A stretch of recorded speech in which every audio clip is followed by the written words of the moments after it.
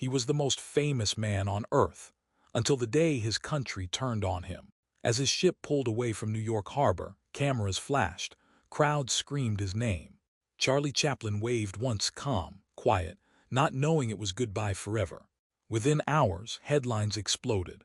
Chaplin banned from America. Hollywood's hero turned traitor. The man who made the world laugh had just been erased.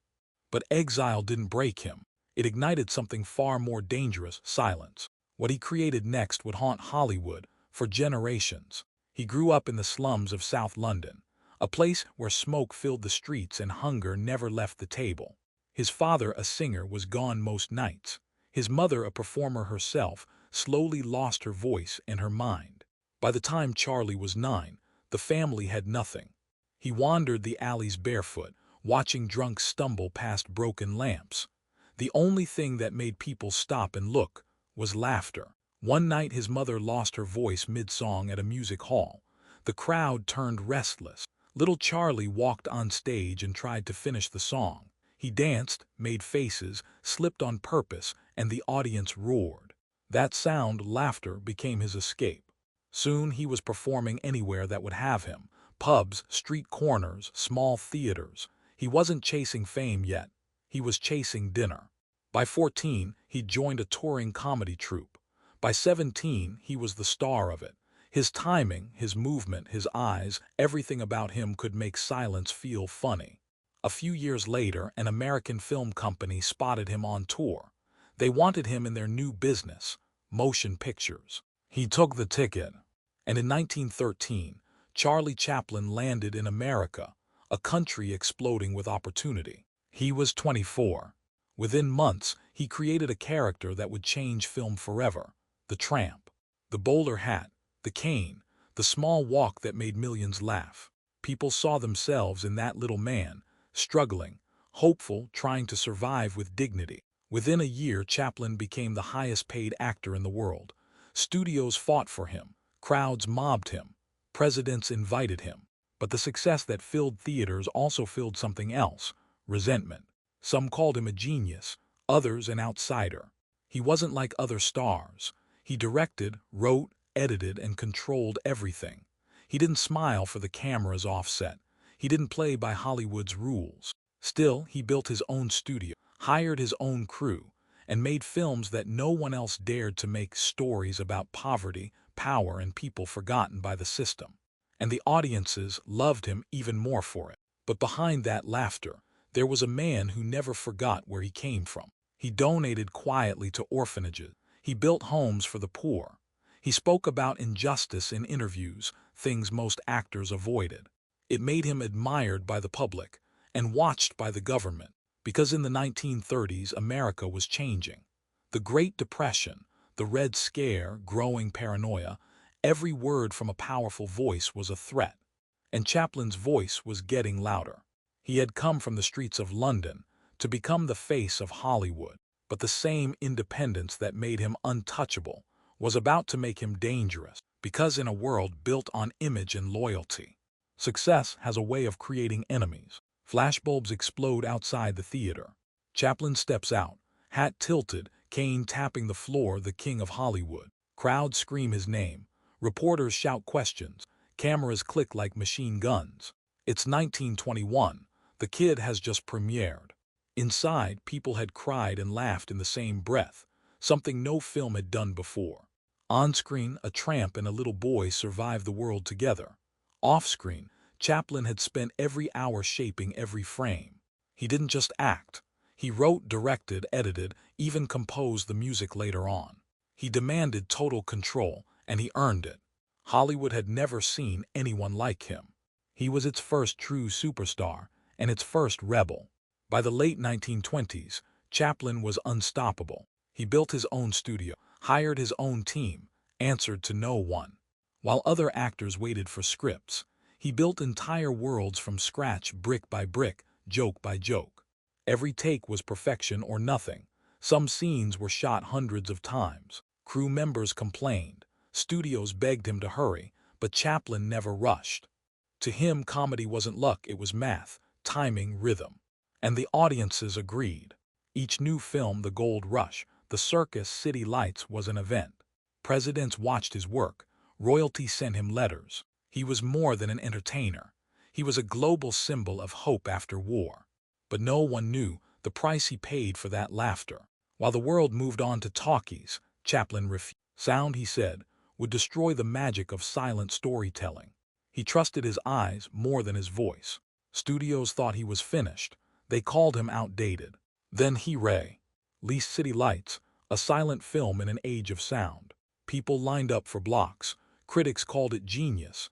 Einstein sat beside him at the premiere. It was proof Chaplin didn't need to follow the system. He was the system. And that made him untouchable. But success has a way of creating enemies. As the 1930s began, the world outside the studio changed. Factories closed, breadlines grew, dictators rose in Europe. And Chaplin's films began to change too. He looked around and saw struggle again, not unlike his own childhood in London. The laughter in his movies started to sound different, sharper, angrier. Then came Modern Times, a story about a man crushed by machines and the pace of modern life. It was still funny, but the message was clear. Progress was turning people into parts. Factories banned it, workers loved it. For the first time, Chaplin wasn't just making people laugh, he was making them think. But behind the applause, someone else was watching. Government agencies began collecting reports on him. They didn't like his comments on poverty or his refusal to take American citizenship. Rumors spread: communist sympathizer, moral threat, foreign agitator. He brushed it off. He said he was a filmmaker, not a politician. But his next film would make that impossible to believe. In 1939, Europe was falling apart. Adolf Hitler had risen to power, and he had a mustache strangely similar to Chaplin. Friends warned him not to touch the subject. It was too risky, too political, but Chaplin didn't listen. He wrote The Great Dictator, a comedy about fascism, a film that mocked Hitler to his face. At the time, America was still neutral. Studios refused to back him. He financed the film himself, millions of dollars of his own money. Every scene was shot under pressure, with government agents watching closely. When it premiered in 1940, the audience roared with laughter and then fell silent. Because in the final scene, Chaplin dropped the comedy. He turned to the camera and delivered a real speech, his first words on film. He spoke about kindness, freedom, and humanity. It wasn't a character speaking, it was him. Millions around the world heard that speech. Some called it the greatest speech in cinema history. Others called it propaganda. In Washington, it confirmed what they already suspected. Chaplin wasn't just an actor, he was a man with influence. And influence scared them more than anything. After The Great Dictator, the tone around him shifted. Newspapers accused him of being un-American. His private life was dragged into public scandal. His political beliefs questioned in hearings. He kept making films, Monsieur Verdoux, Limelight, but the warmth he once felt from the public was fading. Every word he said, every trip he took was watched. Hollywood had built him up as the face of a dream. Now that dream was being rewritten. He had turned laughter into a weapon, and power never forgave him for it. In the early 1950s, the investigations deepened. The same country that once called him a hero now called him a threat. His name appeared on government lists. His mail was opened. Every studio kept its distance. He'd spent his life controlling every frame of film. But now, he couldn't control the story being told about him. And when he left for Europe on what was meant to be a short trip, the U.S. government made sure he could never come back. Because Charlie Chaplin had done the one thing Hollywood and Washington couldn't forgive. He made the world laugh, and then made it think. The phone rang at dawn. Another headline, another accusation. Charlie Chaplin sat in his Los Angeles home, reading words that felt less like news and more like an execution notice. He'd survived bad reviews before, but this was different. Now the headlines weren't about his films, they were about him. Immoral, un-American, enemy of democracy. The campaign had begun. Behind the scenes, FBI Director J. Edgar Hoover had a new obsession. To him, Chaplin wasn't a comedian, he was a threat. A man with influence, foreign roots, and dangerous ideas about equality. Hoover's agents began following him, recording his calls, opening his mail. They built a file hundreds of pages thick, every speech, every donation, every rumor. But the FBI wasn't just watching his films anymore. They were watching him. Then came the scandal that sealed his fate. In 1943, a young actress named Joan Barry accused Chaplin of fathering her child. He denied it. A blood test proved he wasn't the father. But that didn't matter. The headlines were already written. Newspapers turned it into a moral crusade, the old clown against the innocent girl. The courtroom became a circus. Chaplin was humiliated, branded a predator, and fined under a decades-old Mann Act charge meant for traffickers. To the public, truth no longer mattered. The image did. And for the first time in his life, laughter wasn't enough to protect him. While Chaplin battled scandal, America changed again. The Cold War had begun. Politicians needed enemies, and Hollywood was full of easy targets. The House Un-American Activities Committee dragged filmmakers into hearings. One by one, careers were destroyed with a single accusation: communist. Chaplin refused to play along. He wouldn't swear loyalty. He wouldn't take U.S. citizenship. "I am what I am," he said. "I'm a citizen of the world." That single sentence turned him into a symbol for both sides. To his supporters, he was brave. To Washington, he was proof of everything they feared. Reporters camped outside his gate. Protesters shouted at premieres. Hoover's men planted stories. Whispered rumors fed outrage. Even his peers stayed silent. Studios didn't return calls. Sponsors pulled contracts. The man who built Hollywood was now treated like a stranger. His last defense was his work. In 1952, he finished Limelight, a film about a washed-up comedian facing the end of his career. It was his most personal story yet, a goodbye disguised as fiction. He planned a short trip to London for its premiere. He kissed his wife, Una, goodbye, promising they'd be back in a few weeks. Then, mid-journey, a telegram arrived. Entry permit revoked. Do not return to the United States. Chaplin stared at the message in silence. Decades of work, love, and history erased with one line. When the ship docked in England, the press was waiting. "Mr. Chaplin, will you fight it?" He smiled faintly. "I suppose I'll have to make another home somewhere else." Just like that, America, the country that made him, had exiled him. He was 70 miles from Hollywood, but he might as well have been on another planet. The FBI called it justice. Hoover called it cleaning the screen. But for Chaplin, it was exile, not just from a country, but from an identity. He moved to Switzerland with Una and their children. The hills were quiet, the air clean, too clean. He could see the lake from his window, but he rarely left the house. For months, he didn't speak to the press. He didn't pick up a camera. He simply watched the world move on without him. But silence can be powerful, and Chaplin had learned long ago, silence doesn't mean surrender. He began to write again.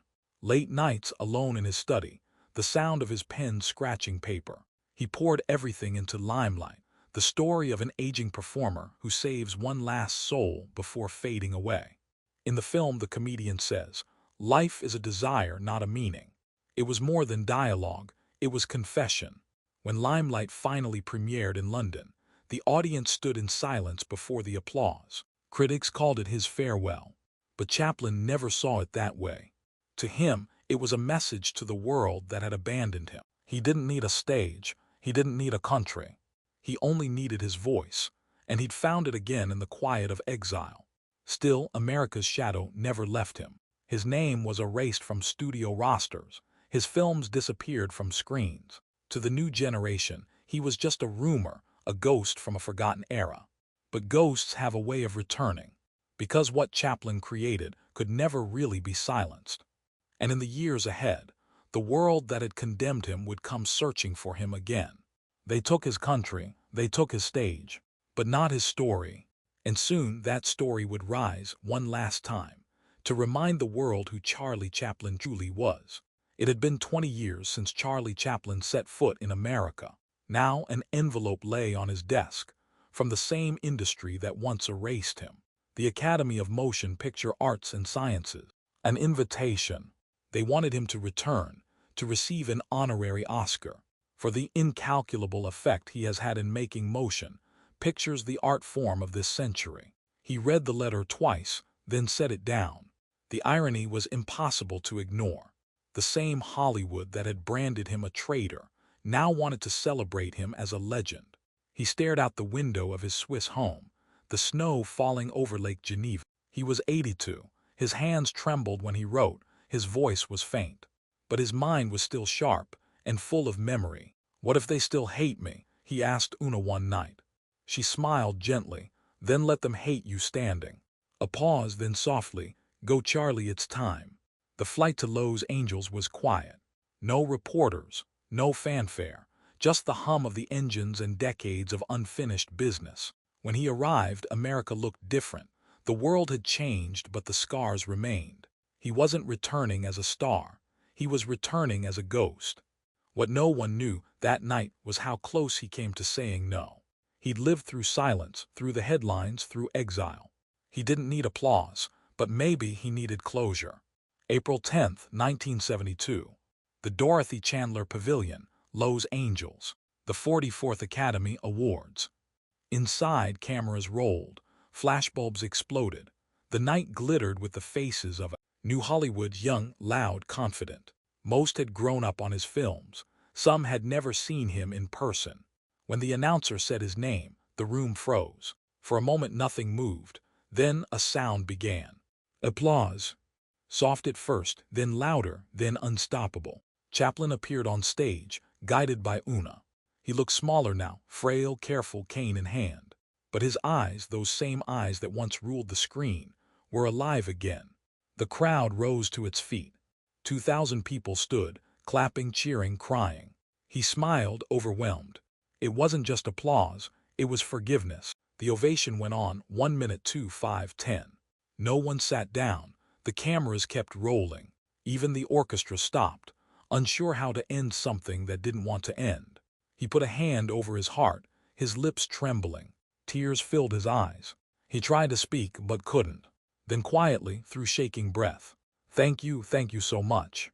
Those were the first words America had heard from him in 20 years. The Academy played a short montage of his work. Clips of the kid, city lights, modern times, the great dictator, the tramp falling, smiling, surviving. Laughter filled the theater, mixed with sobs. For some, it was nostalgia. For others, it was history finally made right.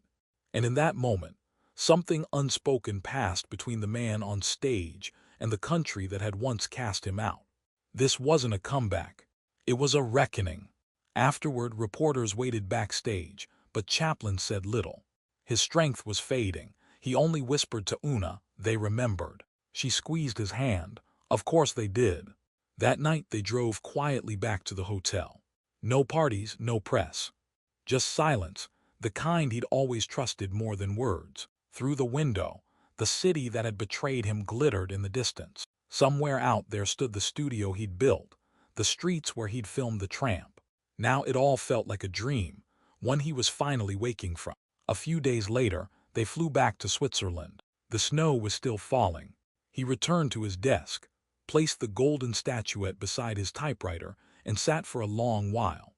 He wasn't thinking about the ovation or the pain. He was thinking about the little boy in South London, the one who used to perform for pennies on street corners. That boy had made the world laugh.